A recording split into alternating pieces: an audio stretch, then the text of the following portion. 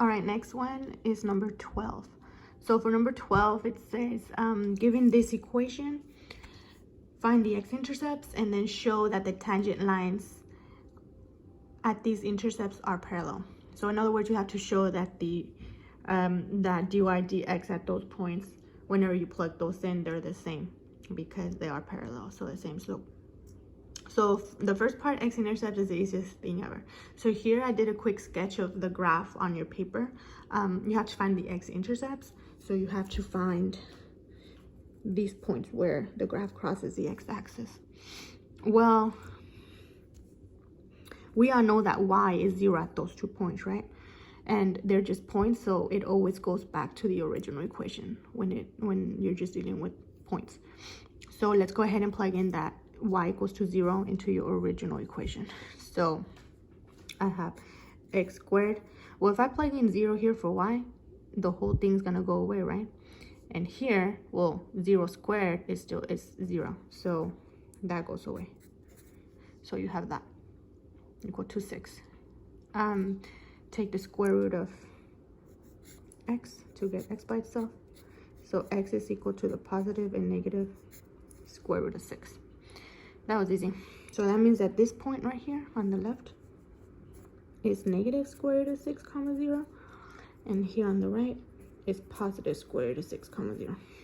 Okay, so those are your x-intercepts. Now let's show that those x-intercepts have tangent lines that are parallel to each other. So my tangent lines for both, they're gonna look something like this, right? And this is a terrible drawing, guys, so just go with it, okay? Yeah, that's totally not straight, but you guys get it. So let's differentiate what do we have there, okay? All right, a derivative of x squared is just 2x minus, okay. Every time I have a minus, I always like to write a parentheses or brackets because that is a negative sign. And why am I doing that? Because here I have product rule. So with product rule you add, right? So you have more than one term. So that minus sign is gonna be given to everybody inside. Okay, so let's do it. Derivative of x is just 1. I'm not gonna write it. And then leave the second guy alone. Always add. Leave the first guy alone. Derivative of the second guy, which is just y, is dy dx. Okay. Plus derivative of y squared is just 2y. Don't forget the dy dx. Equals to 0 because derivative of 6 is 0. All right, let's distribute that minus sign. So I have 2x minus y minus x dy dx plus 2y dy dx equals to 0. Now your terms here with dy dx in them, keep them on the same side of the equal sign, and all other terms move them to the other side. So this guy moves and this guy also moves, okay? And remember, just change their sign. So at the same time, I'm already going to factor out the dy dx. So for the first guy, I factor out dy dx. What's left is a negative x. Here, I factor out dy dx. What's left is a plus 2y equal to. Now, when I move these two over, it now becomes negative 2x plus y. And finally, get dy dx by itself. So divide by the thing in parentheses on both sides.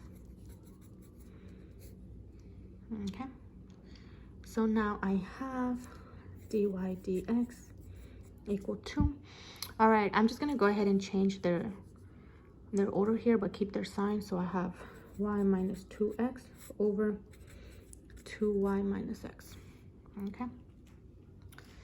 So now I just have to show that the x-intercepts have tangent lines that are parallel. So let's plug in my first x-intercept.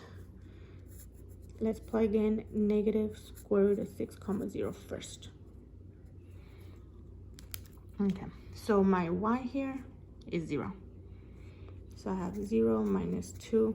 X is square root of negative square root of 6, but the negatives will cancel, so plus square root of 6. All over 2 my y is 0, minus x, negative square root of x, well, this minuses will cancel, so plus square root of 6 equal, well, that 0 is not there, that whole thing goes away, so I have 2 square root of 6 in my numerator, and in the denominator I have square root of 6.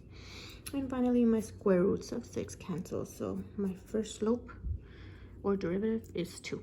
Okay, now let's do the same thing but with the positive square root of 6. Okay, so I already showed that for this guy, the negative square root of 6 comma 0, my dy dx is positive 2.